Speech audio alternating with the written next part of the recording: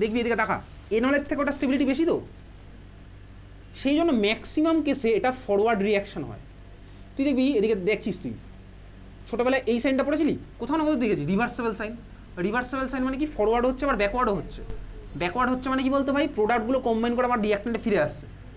এইবারে আমি কদিন পরে এটা নিয়ে খেলবো, কীরকম খেলবে দিকে দেখ। আমার ধর টার্গেট হচ্ছে আমি ফরওয়ার্ডটাকে বাড়াতে হবে, আমি তখন কী করবো বলতো, ব্যাকওয়ার্ডটাকে কমিয়ে দেবো। সিম্পল হিসাব, তাহলে ফরওয়ার্ডটা আমার বেড়ে গেছে।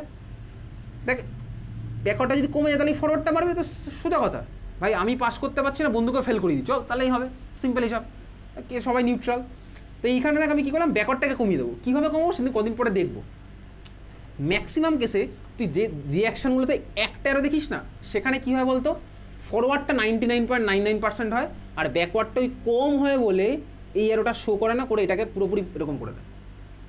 এই জন্য তুই দেখিস সব পুরোপুরি ফরওয়ার্ড অ্যারো দেওয়া, ঠিক আছে। আর তুই অনেক রিয়াকশানে এরকম অ্যারো দেওয়া আছে, তার মানে কি বলতো, এখানে ব্যাকওয়ার্ডও হয় ফরওয়ার্ড হয়, হয়তো 60-40 চলছে, 70-30 চলছে, এখানে তার 30কে আমি নেগলেক্ট করতে পারবো না, 0.05কে নেগলেক্ট করাই যেতে পারে, বুঝতে পারছিস। তাহলে এই হচ্ছে আমার গল্প। তো কিটো আর এনলের মধ্যে আমার কে বেশি স্টেবল, কিটো বেশি স্টেবল। তাহলে তুই বল, এই সিস্টেমটা অবভিয়াসলি ওদিকে যেতে চাইবে, যদি যেতে চায় ওই জন্য মোস্ট অফ দ্য কেসে এটা আমার এরকম হয়, এনলে আর ব্যাক করতে চায় না, বোঝা গেল। তুই আপাতত জাস্ট মাঝখানে একটা রিভার্সেবল অ্যারো দিয়ে রাখ, তারপর ওর রিলেটেড লাইন ফাইন আমি লিখবো, নর্মাল রিভার্সেবল অ্যারোতে তোকে ফরওয়ার্ডটা বেশি ব্যাকওয়ার্ডটা কম কিছু করতে হবে, ঠিক আছে। চল খাতার মধ্যে লেখ এবার, লাইক ইন জেনারেল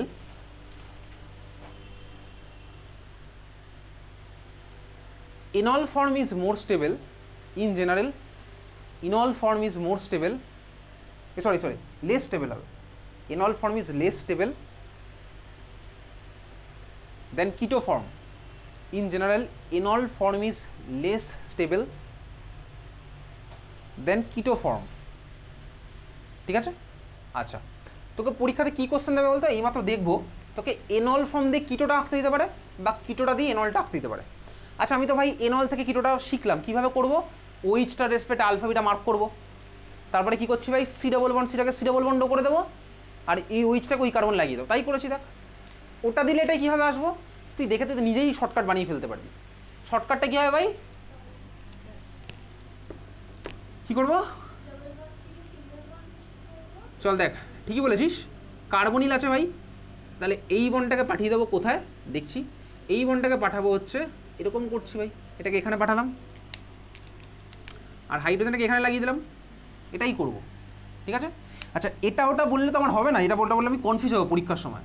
তাহলে আমি কী বলবো বলতো, আমি এরকমই বলবো, অক্সিজেনের রেসপেক্টে এটা আলফা, এটা বিটা, আলফা বিটাই তো আমি করছিলাম, তাহলে অক্সিজেনের রেসপেক্টে আলফা বিটা করেই করি, আলফা বিটার মাঝখানে ডাবল বন্ড আনবো, আর এটাকে ওইচে কনভার্ট করে দেবো। এটা এগুলো খাতায় লেখার দরকার নেই, এটা আমি দেখে বুঝে গেলাম, তাই না। কী করলাম ভাই, কিটো থেকে যখন এনল বার করতে বলেছে আমি কী করছি, আলফা বিটার মাঝখানে ডাবল বন্ড, আর সি ডাবল বন্ডটাকে ওইচে কনভার্ট করে দিলাম, বোঝা গেছে। কোশ্চেন দেখবো এখন, এখান থেকে ভুড়ি ভুড়ি কোশ্চেন আসবে তোর, 2-3 মার্কসের, মানে 2 মার্কস হয়তো আসবে, ঠিক আছে। চল তাহলে ক্লিয়ার, বোঝা গেছে। 1 নম্বর পয়েন্ট লিখলাম, দেখ কোশ্চেন লেখ, এটা ওই 2023-24 কোশ্চেন লেখ। draw the keto form of phenol, draw the keto form of phenol, phenol, ঠান্ডা মাথায় আগ দেখে আমি খাতায় দেখবো, চেষ্টা কর। ফেনলের ছবি তুই জানিস ভাই, ফেনলের স্ট্রাকচার জানা আছে,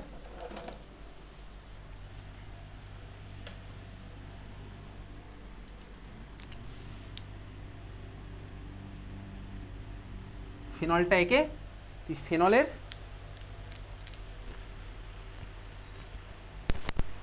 কীভাবে কিটো ফর্মটা আঁকতে পারিস সেটা তুই ভাবনা চিন্তা করছিস।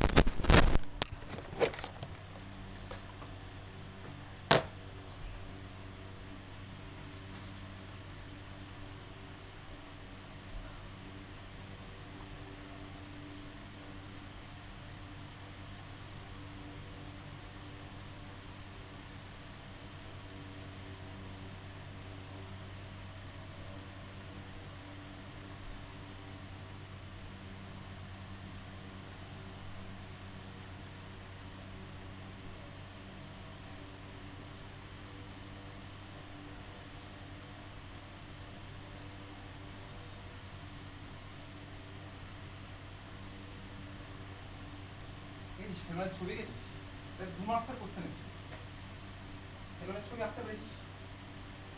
আমি দেখা, একে দেখা, আলটিমেট স্ট্রাকচার একে দেখা, ঠিক আছে?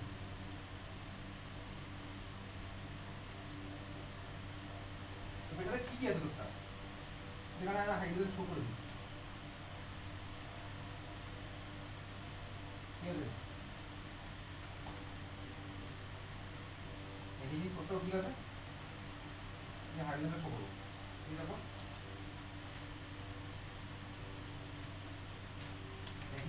কি কি আছে কি দেখো,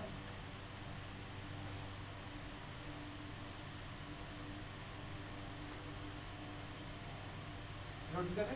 মাঝখানে এরকম কাটাকুটি করবি না, ঠিক আছে? ঠিক আছে, হাইড্রোজেনের শো করবো, এটা করে দিচ্ছি,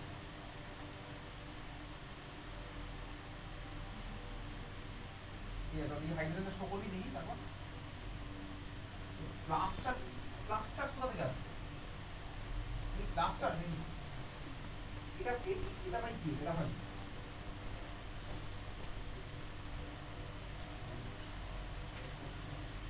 নিজে বড় কথা দেখছিস না, এটাও ঠিক আছে, তুই হাইড্রোজেনের শো করবি, ঠিক? তারপরে কারণ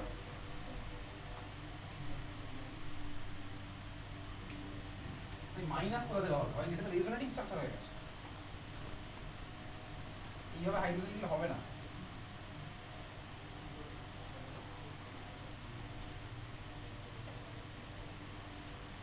ওটা হয়নি বেসিক্যালি, ঠিক? তারপর এটা হয়নি, কি হয়েছে? এটা হয়নি, তারপর থেকে বন্ধু থাকা ট্রাই করছি, সেই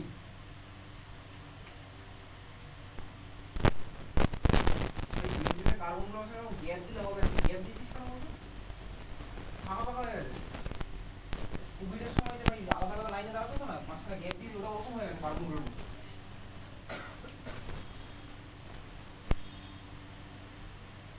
সোশ্যাল ডিস্টেন্সিং কার্বনগুলোর মধ্যে, প্রথমে সোশ্যাল ডিস্টেন্সিং টার্মটা ছিল, তারপর ফিজিক্যাল ডিস্টেন্সিং টার্মটা এসেছিল, মনে আছে? কোভিডের 4 বছর আগেকার গল্প, লকডাউনের সময় তুই লুডো খেলতিস অনলাইনে,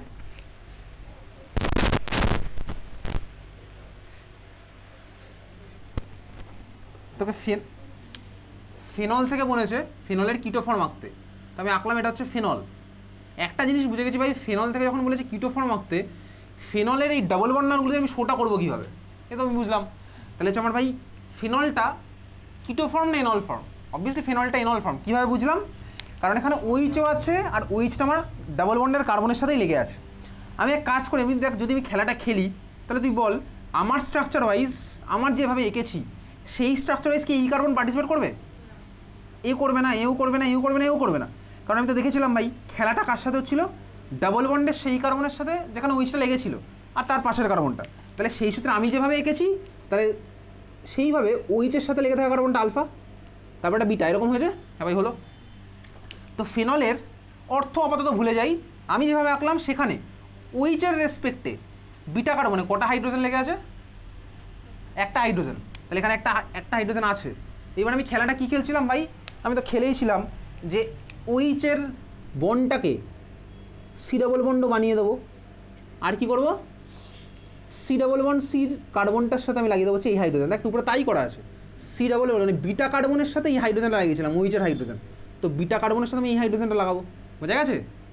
এরও আমি জাস্ট আমার জন্য দিচ্ছি, ঠিক আছে? তাহলে বিটা কার্বনের সাথে আমি এই হাইড্রোজেনটা লাগাবো। ক্লিয়ার, বোঝা গেল? হ্যাঁ ভাই, বুঝলাম। তাহলে এই স্ট্রাকচারে যে আমার কী ছিল, ওইচের রেসপেক্টে আলফা কার্বন আর বিটা, ওইচের রেসপেক্টে আলফা, এটা বিটা, এটা আলফা বিটার মাঝখানে ডাবল বন্ড আছে, ডাবল বন্ডও আছে। তাহলে এই হচ্ছে আমার স্ট্রাকচার। আর ফেনলে ওইচের রেসপেক্টে যেটা বিটা হবে, এই কার্বনটা, এই কার্বন আমার একটা হাইড্রোজেন লেগেছিল। এবার আমি উপর দেখে দেখে আঁকছি, কি আঁকছি? আমার এনল থেকে কিটোতে যেতে গেলে আমায় কী করতে হবে? আলফা বিটার ডাবল বন্ড কেটে দিতে হবে। তাহলে আলফা বিটার ডাবল বন্ড মুছে দিচ্ছি। আমি ডাইরেক্ট তাহলে এখান থেকেই আঁকবো। চল, এখান থেকে আর এরোটারও দিচ্ছি না, এখান থেকে কীভাবে আঁকা যেতে পারে। কী করছি আমি? এখান থেকে আলফা বিটার ডাবল মুছে দেবো, দিলাম মুছে। কী করতে হবে তারপরে ভাই? সি আর ও এর মাঝখানে ডাবল বন্ড করতে হবে, দিলাম ভাই সি আর ওর মাঝখানে ডাবল বন্ড। আর কী করতে হবে? ওইচের হাইড্রোজেনটাকে বিটা কার্বনে পাঠিয়ে দিতে হবে, ওইচের হাইড্রোজেনটাকে বিটা কার্বনে পাঠিয়ে দিলাম, মিলে গেছে আমার অ্যান্সার। এই আমার হয়েছিল, ওইচের হাইড্রোজেনটাকে বিটা কার্বনে পাঠাতে হবে। তাহলে এই হচ্ছে আমার স্ট্রাকচার। তাহলে ওইচের হাইড্রোজেনকে বিটা কার্বন পাঠালাম, ক্লিয়ার, বোঝা গেছে? এই হচ্ছে আমার ফিনলের কিটো ফর্ম। লেখ পরেরটা একটা ছবি আঁকছি, লেখ নোট বলে লেখ, if there is possibility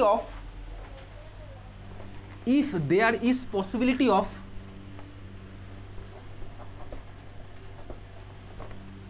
intramolecular hydrogen bonding, if there is possibility of intramolecular hydrogen bonding, if there is possibility of intramolecular hydrogen bonding in enol form,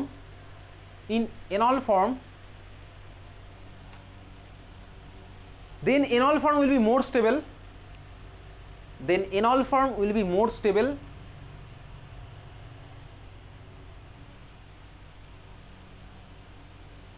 then enol form will be more stable, ঠিক আছে? চল এইবার একটা ছবি আঁকছি, কিটো ফর্মটা আঁকছি, ঠিক আছে? কিটো ফর্মটা হচ্ছে এটা, সি ডাবল বন্ড,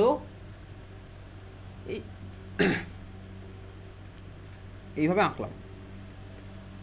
আচ্ছা, দেখেছি এই কারণে কটা হাইড্রোজেন লাগবে? দুটো। চলো আমি এখানে একটা দিলাম, নিচে একটা দিচ্ছি, নর্মালি এরকম আঁকলাম। এটা হচ্ছে আমার কি কিটো ফর্ম, অবভিয়াসলি কিটো ফর্ম বুঝতে পারছি, সি ডাবল বন্ড আছে কিটো ফর্ম, ঠিক আছে? সি ডাবল বন্ড আছে কিটো ফর্ম, ওকে? আচ্ছা এইবারে দেখ, আমি এক কাজ করি, কিটো থেকে আমি এনল ফর্ম বানাই। ভালো করে দেখ, তুই দেখ আমি কিটো থেকে এনল বানানোর টেকনিকটা কী ছিল? টেকনিকটা ছিল হচ্ছে আমি অক্সিজেনের রেসপেক্টে আলফা আইডেন্টিফাই করলাম, যে কোনো একটাকে টার্গেট করি, একই তো ব্যাপার ভাই, এটা যেরকম দেখ ওটার কানেক্টিভিটি সেমই আছে, তাহলে অক্সিজেনের রেসপেক্টে একটা আলফা, তারপর একটা বিটা, তাহলে দেখ এখানে এটাও বিটা ওটাও বিটা। আমার কী করতে হতো বলতো, আমি যখন কিটো থেকে এনল যাচ্ছিলাম, মানে উল্টো রাস্তায় যখন হাঁটছিলাম, তখন আমার করতে হতো ভাই আলফা বিটার মাঝখানে ডাবল বন্ড আনতে হবে, আর সি ডাবল বন্ডটাকে ওইচে কনভার্ট করতে হবে। এটা আমি করছিলাম না, তাই করবো। কিন্তু এখন প্রশ্ন দেখ, আমি যদি আলফা বিটার মাঝখানে এদিকেও ডাবল বন্ড আনতে পারি, এদিকেও ডাবল বন্ড আনতে পারি, দুদিকে আনতে পারি, বুঝতে পারলি? তাহলে দুখান আমার পসিবল। আমি তো আলফা বিটার মাঝখানে এদিকেও আনতে পারি, ওদিকেও আনতে পারি, বুঝতে পারছি? কারণ অ্যারো ঘোরালে তুই একই খেলাই খেলবি, আমি তো শর্টকাট বার করেই ফেলেছি। এক কাজ করা যাক, আমি ডান দিকেরটা আগে করি, তাহলে চল আমি ডান দিকে অ্যারো দিয়ে করছি, লেফট সাইডের অ্যাজ ইট ইজ থাকলো, ওটা হয়ে যাচ্ছে কি, এবার ওই পার্টটা আগে আঁকি। আচ্ছা আগে আমি আঁকি, তুই দেখ, তারপরে নিজে আঁকতে পারবি, আগে দেখে নে। এটা সি থাকলো, আর এখানে দেখ সিও সিএইচ তো লেগেই আছে, ওটা তো লেগেই আছে, এইভাবে আঁকছি। কি টার্গেট আমার? আমার টার্গেট হচ্ছে ভাই আলফা বিটার মাঝখানে ডাবল বন্ড আনবো। শর্টকাট আমার বেরিয়ে গেছে, আলফা বিটার মাঝখানে ডাবল বন্ড করলাম, বুঝতে পারছিস? সি ডাবল বন্ডটা ওটাকে করবো হচ্ছে আমি সিওএইচ করলাম। আর কি করতে হবে, এই কার্বনে কটা হাইড্রোজেন থাকবে বলতো? এই হাইড্রোজেনটা চলে গেছে এখানে, এর কাছে না? তুই দেখ এই হাইড্রোজেনটাই ভাই এর কাছে চলে গেছিলো, বুঝতে পারছিস? তুই দেখ এনল থেকে কিটো থেকে এনল যখন করলাম, হাইড্রোজেন তো খেলছে ভাই এখান থেকে ওখানে, বিটা আর অক্সিজেনটার মধ্যে। তাহলে এই বিটাতে কটা হাইড্রোজেন হবে এখন? একটা। সেটা আবার তুই খুলে বন্ধ করে এইভাবে আঁকতে পারিস। এটা আমার হলো, হয়েছে? এটা বোঝা গেছে? আচ্ছা, আর যদি আমি এদিকে খেলি তাহলে আমার কী হবে? তো তুই এখানে তারপরে এদিকে খেলবো।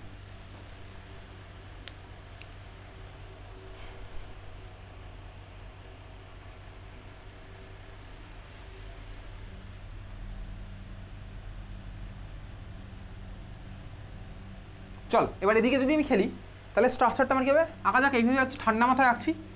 দেখ এদিকে এটা CH3 ছিল, তাহলে আমি একটু দেখি কীভাবে আঁকবো।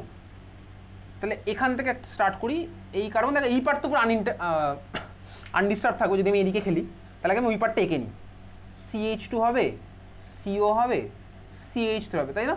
ওই পার্ট তো পুরো আনডিস্টার্ব, আমি এই দিক থেকে এখন খেলবো। যদি খেলে আমি কীভাবে খেলবো? দেখ কার্বনের সাথে এটা হয়ে যাবে কি বলতো, সিঙ্গেল বন্ড ওইচ, ডাবল বন্ডকে আমি সিঙ্গেল বন্ড করছি, এর সাথে এর হবে ডাবল বন্ড। এখন এই কারণে কটা হাইড্রোজেন লেগে থাকবে? তিনটে ছিল, একটা তো চলে গেছে ওর কাছে, তাহলে লেগে গেছে দুখানা। এই একটা স্ট্রাকচার পাবো, বুঝতে পারলাম? তাহলে আমার দুখানা হলো স্ট্রাকচার পসিবল। এখন প্রশ্ন হচ্ছে ভাই কোনটা আলটিমেটলি জিতবে কোনটা? ভালো করে দেখ, এই যে স্ট্রাকচার রেখেছি আর ওই যে স্ট্রাকচার রেখেছি, দেখ এই স্ট্রাকচারটার মধ্যে ভালো করে দেখ কী আছে। আমি একটুখানি এটাকে খুলে আঁকছি। এটা ওইচ হলো, এখানে অক্সিজেনের মাথায় লোন পেয়ার আছে, তাই না? এরকম, এটা এরকমই হবে। আচ্ছা, এখানে অক্সিজেনের মাথায় লোন পেয়ার আছে, আচ্ছা এরকম এটা আঁকলাম। এখানেও আমি এটাকে একটু খুলে আঁকছি, ওইচের মাথায় লোন পেয়ার, অক্সিজেন, এই স্ট্রাকচারটা আমার হয়েছে।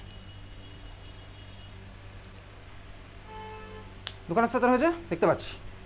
এইবারে ভালো করে দেখ, এইখানে আর ওইখানে দুটো কেসেই আমার একটা পসিবিলিটি আছে। কোন পসিবিলিটি? এদিকে তাকা, এই হাইড্রোজেন ভাই কোন কানেক্টিভিটি বলতে এর মধ্যে আছে AHB, মনে আছে AHB কী ছিল? Hydrogen bonding. ইলেকট্রোনেগেটিভ অ্যাটমের সাথে হাইড্রোজেন লেগে আছে, ওর আশেপাশে ভাই দেওয়ার মতন আছে, যার মাথায় লোন পেয়ার এবং সেই ইলেকট্রোনেগেটিভ। আমি দেখেছিলাম এই কন্ডিশন ছিল হাইড্রোজেন বন্ডিংয়ের জন্য। হাইড্রোজেন বন্ডিং আমার লাগবেই, অর্গানিক তো অনেক জায়গাতেই লাগবে। তাহলে এখানে একটা হাইড্রোজেন বন্ডিং আমার পসিবল, বুঝতে পারলি? এখানে একটা ইন্ট্রামলিকুলার হবে হাইড্রোজেন বন্ডিং, বোঝা গেল? সিমিলার হইতে দেখ ওখানেও হবে intramolecular hydrogen bonding. Hydrogen bonding হয়ে অ্যাজ ইফ দেখ আমার ওখানে একটা 6 মেম্বার রিংয়ের মতন ফর্ম হচ্ছে, 1 2 3 4 5 6, একটা 6 মেম্বার রিং ফর্ম হচ্ছে। অ্যাজ ইফ দেখ আমার এখানেও একটা 6 মেম্বার রিংই ফর্ম হচ্ছে, হয়েছে না? দুটো গেছে একটা 6 মেম্বার রিং ফর্ম হলো। তাহলে ভাই আমার কাছে ছিল কিটো ফর্ম। আমি জানি নর্মালি কিটো ফর্মের স্টেবিলিটি বেশি হয়, কিন্তু কিটো থেকে দেখ আমি ভাই দুখানা এনল ফর্ম পেতে পারি, ওটা এটা দুটোর মধ্যেই হাইড্রোজেন বন্ডিং হবে, এটাতেও হবে এটাতেও হবে। তাহলে স্বাভাবিকভাবে এই দুটো তো আমার এর থেকে স্টেবল হবেই, কারণ হাইড্রোজেন বন্ডিং অনেক বেশি স্টেবিলাইজিং ফ্যাক্টর, বুঝতে পারছিস? তাহলে ভাই দেখ এর থেকে এই দুখানা কিন্তু স্টেবল ভার্সন। এখন এই দুখানার মধ্যে কী কম্পারিজন সেটা আমাদের বোর্ডে নেই। তাহলে বোঝা গেছে ভাই এই এর থেকে কিন্তু এই দুটো যেহেতু স্টেবল, তাহলে ও আমার ওর থেকে এদের এই ভার্সন এক্সিস্ট করবে। এখন দেখ তোর বইতে জাস্ট ওটাকে বলে দিয়েছে, তোর বইতে ওটাই এঁকেছে, এটা রাখেনি। তোর বইতে ওটাকে বলে দিয়েছে যে ওইটা হচ্ছে মোর স্টেপ, মানে ওটা হচ্ছে আমার ফর্মাল। তোর মনে প্রশ্ন আছে এটা তাহলে কেন হবে না? এটাও হবে, কেন হবে না? এদিকে টাকা, এটা আমি কিছুটা গেস করতে পারি। একটা জিনিস হয়, দেখ এখানেও 6 মেম্বার হয়েছে, এখানেও 6 মেম্বার হয়েছে, এটা বলে কোয়াসি অ্যারোমেটিসিটি। আমি তো অ্যারোমেটিসিটি পড়েছিলাম ভাই। অ্যারোমেটিসিটি মানে কিছু ভাই সাইক্লিক হতে হবে, কনজুগেটেড প্ল্যানার হতে হবে, আর বলতে কিছু 4n+2 পাই ইলেকট্রন হতে হবে। তাহলে বল 6খানা পাই ইলেকট্রন কি 4n+2 কে ফলো করে? 6খানা পাই ইলেকট্রন 4n+2 কে ফলো করে? অবভিয়াসলি করে। এনের ভ্যালু কত ওখানে? 1। এখানে দেখ সিস্টেমটা এক্স্যাক্টলি তাই আছে। দেখ আমি দেখতে পাচ্ছি এইখানে না একটা কোয়াসি অ্যারোমেটিক সিস্টেম। কোয়াসি মানে কি ভাই? ওই সিউডো অ্যারোমেটিক টাইপের। অ্যারোমেটিক এক্স্যাক্টলি নয়, বাট অ্যারোমেটিক সিস্টেমের মধ্যে হবে কিছুটা। দেখ এখানে দুখানা পাই আছে, সরি একটা পাইয়ের দুখানা পাই ইলেকট্রন, লোন পেয়ার ভাই এও আমার এখানে মুভমেন্টে পার্টিসিপেট করবে অ্যাজ ওয়েল অ্যাজ অক্সিজেনের লোন পেয়ার, দেখা যাচ্ছে? তাহলে ভাই কটা হচ্ছে বলতে 2 2 4 2 6, আর এই অক্সিজেনের এই লোন পেয়ার থাকবে একটা হাইব্রিড অরবিটাল, ও আমার করতে পারবে না। তার জন্য আমার কি হচ্ছে বলতে এখানে 6খানা পাই ইলেকট্রন আছে, এটা অলমোস্ট একটা অ্যারোমেটিকের মতন বিহেভ করবে, ওই পার্টটা ওটা বলে কোয়াসি অ্যারোমেটিক, যেটা আমাদের বোর্ডে লাগবে না। তো শুধু ভাই ওই ছবিটাই লাগবে, তোর বইতে ওটাই গেছে, এটা আঁকাইনি ওই জন্য। এখানে কী হলো বলতে দেখ এখানে দুটো, এখানে দুটো, আর নেই ভাই এখানে তো কোনো ডাবল বন্ড নেই, পাই তো নেই এখানে, বুঝতে পারলি? তোর মনে প্রশ্ন হতে তাহলে আমি এটাকে কেন কনসিডার করবো না? এটাকে কেন কনসিডার করবো না? তার কারণ ভাই একটা অ্যাটমের যে কোনো দুখানা ইলেকট্রন পার্টিসিপেট করতে পারে রেজোনেন্সে, স্বাভাবিকভাবেই একটা অ্যাটমে যে কোনো দুখানা ইলেকট্রন পার্টিসিপেট করে। দেখ তাই করেছিল, দেখ ফিনলের রেজোনেটিং স্ট্রাকচার করেছে ভাই, অক্সিজেনের একটা লোন পেয়ার ঢুকেছিল, আর একটা লোন পেয়ার মতন বসে থাকে, বোঝা গেছে? মানে একজনকে পার্টিসিপেট আমি করাতে পারি। তাহলে এই জন্য আমি এটাকে কনসিডার করিনি, ওখানে ওটাকে কনসিডার করিনি, ওখানে তো অক্সিজেনের ডাবল বন্ডের পাই আছে। তাহলে আমার কী হলো বলতে এইটা বেশি স্টেবলের জন্য, তার রিজন হচ্ছে এটা সিউডো অ্যারোমেটিসিটি আমার এখানে গেন হবে, বোঝা গেছে? যেটা তোর বইতে নেই। তোকে পরীক্ষাতে যদি আসে এইটা দিয়ে বলেছিল ভাই এর কিটো ফর্মটা আঁকতে আর কেন স্টেবল বলতে, তুই কী করবি? কিটো ফর্ম হিসেবে এইটা আঁকবি, এটা তোর আঁকার দরকার নেই, তোকে অ্যারোমেটিক কিচ্ছু হলে দরকার নেই। তুই বলবি এটার থেকে এটা বেশি স্টেবল, তার ওখানে ইন্ট্রামলিকুলার হাইড্রোজেন বন্ডিং আছে, ঠিক আছে? জাস্ট ওটা আমি ডট লাইন দিয়ে শো করে দেবো, এখানে লিখে রাখ ইন্ট্রামলিকুলার হাইড্রোজেন বন্ডিং।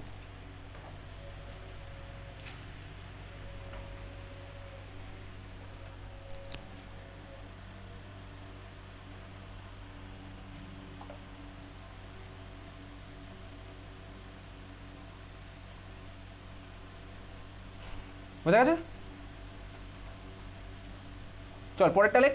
কি ছিল? Ring chain. রিং চেন এটা কিন্তু আমাদের লাগবে, কিটোএনলটা কিন্তু অনেক ইম্পর্টেন্ট। যে কটা বললাম তো আমাদের সবচেয়ে বেশি ইম্পর্টেন্ট কিটোএনল, এটা আমরা রিয়াকশনের মধ্যে ইউজ করবো, ঠিক আছে? পরেরটা লেখ রিং চেইন। রিং চেন মানে লেখ compound having same molecular formula, compounds having same molecular formula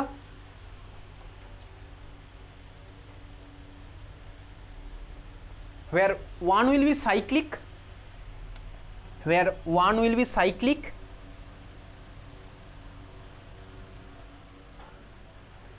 another will be acyclic,